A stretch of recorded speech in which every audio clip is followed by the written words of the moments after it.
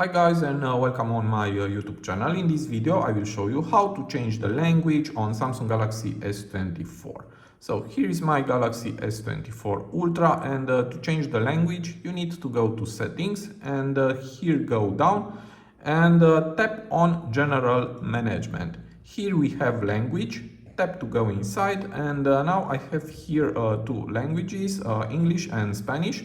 And if you want, you can add another language. Just tap here, add language, and now go down and select your desired language. I will select, for example, Portuguese, and then select your region. I will select Portugal.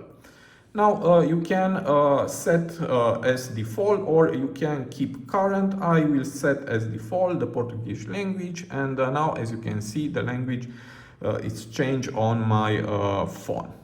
Now if you want to change it back on English, just tap on English and tap apply.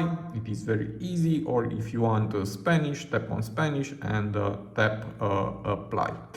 Now I will go back to English, and if you want to delete Spanish or maybe Portuguese, just tap here on edit, select the languages that you want to delete, and then just tap delete and remove, and that's all. Now you have only English on your phone.